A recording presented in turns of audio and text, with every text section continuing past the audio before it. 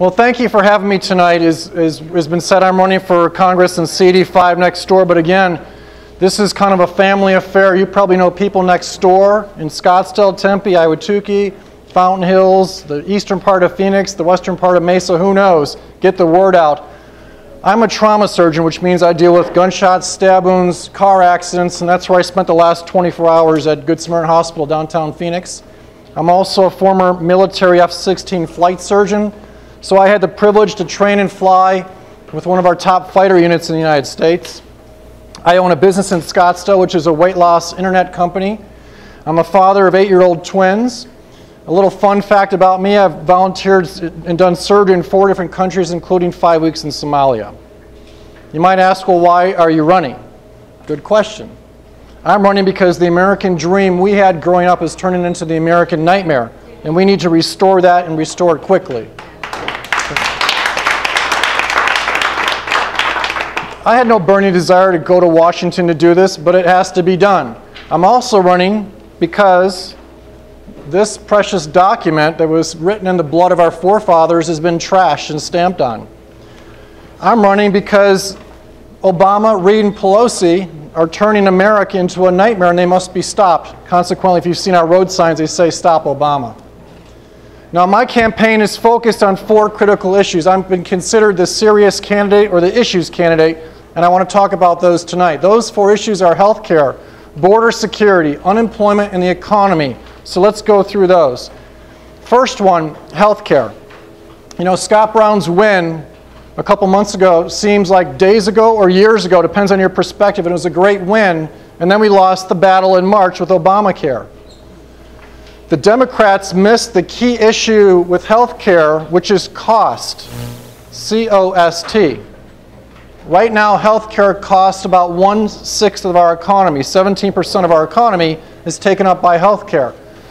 This Obamacare plan is going to lead us down a pathway to socialize Canadian-style medicine, which is not what you want. If you want to wait 2 years for hip replacement or a month to see a cardiologist, welcome to Canada. That's where we are going. The Obamacare plan is going to be paid for from 3 critical areas. First, Medicare. They're going to steal, not borrow, but steal $500 billion of money that was designed to go into Medicare at a time when Medicare is virtually bankrupt. Second, there are new taxes in this system.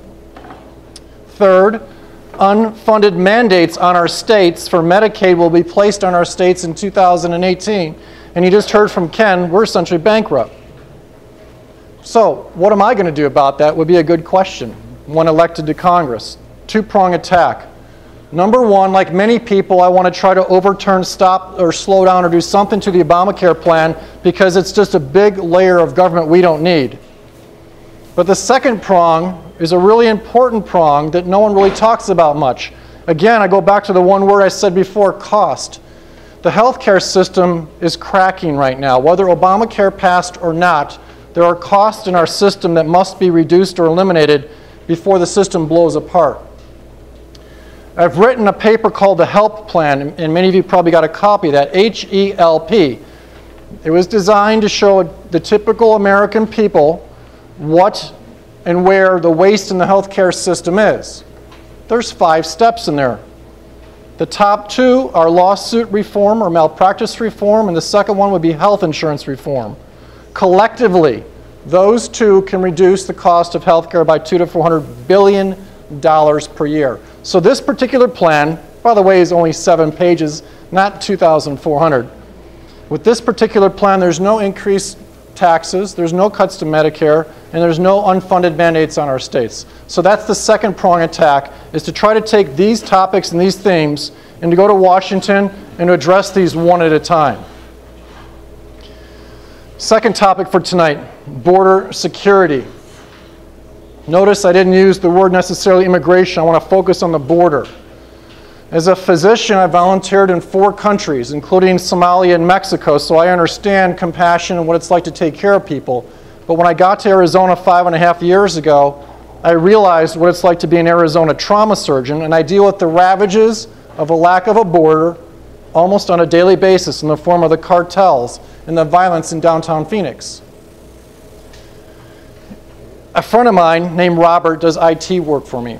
Robert's mother-in-law was walking outside downtown Phoenix a number of years ago, hit by a drunk driver, killed, and guess what happened?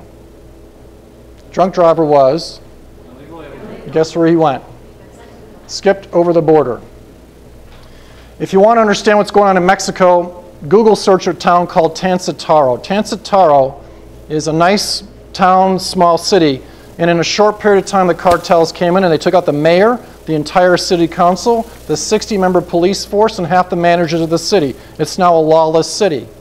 Nogales, January, 40 executions. Acapulco, one weekend, 30 executions. You know about the rancher. Last week on June 28th, Dr. Torre was running for one of the governor's seats. He was the health minister in the northern part of Mexico, running for the governor's seat. The day before, he announced that he was going to start cutting down on the cartels and really focusing on the cartels. The next day, he was executed. They now have submarines.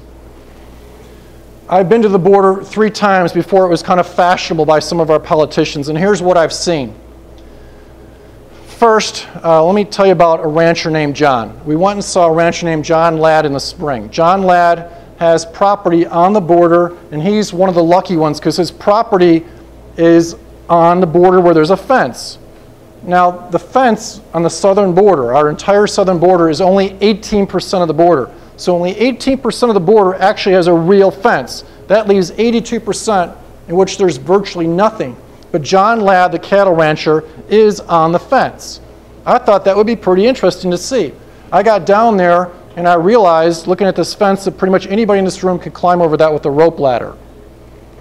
Second, we had a debriefing with the mid-level managers for the border security folks. Nice people, but here's what they do with our border agents. By the way, how many border agents do you think we employ on the southern border?